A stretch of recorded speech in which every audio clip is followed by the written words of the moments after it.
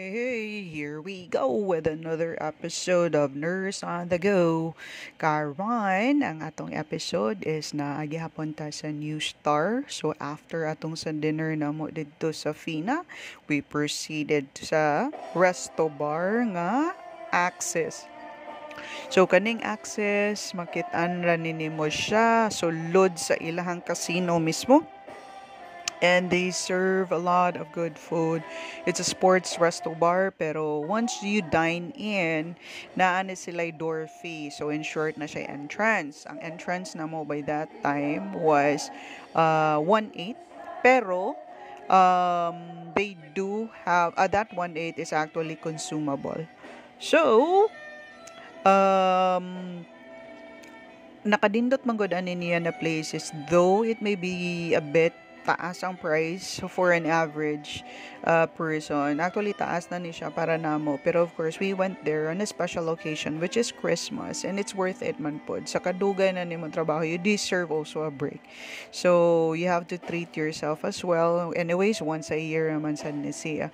So, ang ganahan ako ani nila diri no is grabe ka lami ang ilahang food dere.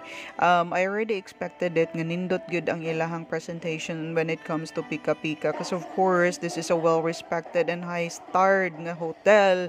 They should be very intricate when it comes sa ilahang food, kay labi na nga this is their casino side, this is their bread and butter.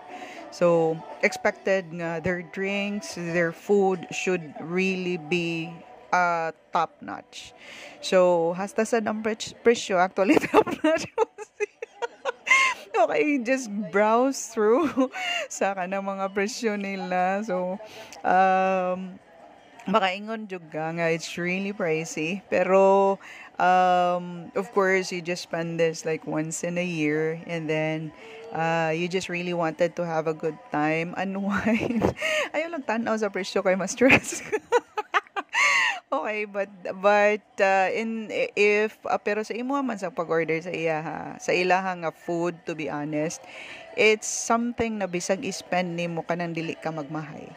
So na may uban nga mahal, pero pag abot nimo dia ay tsaka. No, kani sila is lahi. It's a bit pricey, pero when once the food is there, once your drinks are there, it's really presentable, and you would really say, okay, that's worth it. So, tanawa ang ilahang drinks. So, and tell me nga dili na siya worth it. Men, ang ilahang presentation is really top notch. And it's not alright the presentation. What they, kanang imong ipakita din ha, is kung unsa siya kalami. Inana siya kalami actually sa timpla. And then, plus also, pag adto na mo pag Christmas, we do have the band nga centerfold. I mean, they do have like really a very great band, and then nindot ang mga choice sa ilahang music. Dili siya sa kaba, dili siya alingisig. We really enjoyed our time. Napadong na nagdong ang Pasko. So, we stayed there for almost like 4 hours. Pero naay time nga nag-break sila, which also gives us the time nga to be with our family as well, speak with them, talk to them. At that time nga wala pa sila mag-play, pero pag play na nila is all your attention is there. Yeah, kani siya usa sa amo ang gi-order, which is also different kanang bag-o lang gi-deliver. That's actually shrimp.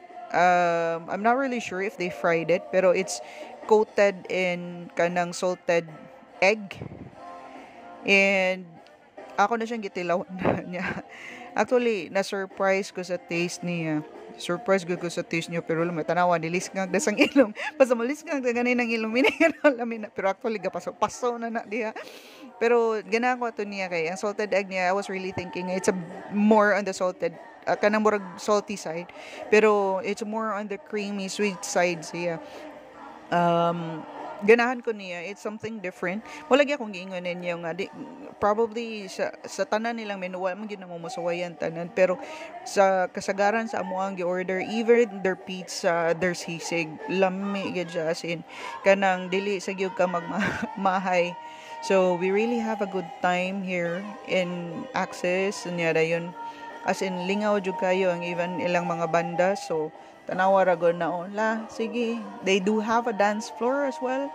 So pwede ra gyud kay ka magsayaw-sayaw dia to your hearts out. And then plus you know that you're safe kay portig yung daghanag security kay kani siya is naman ko siya sulod sa casino. So besides their own security, inside lang sa restaurant nasa siya security sa gawas niya. It just so happened as well nga on the time nga didto me naasay I think this is tawag ng tanghalan nga kanang contestant. She was also first runner-up. She's Abby niya. Motong, it just so happen lang po niyan na gipakanta sa gyud siya.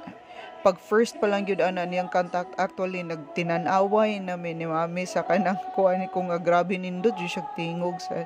So, thank you Abby for that night as well.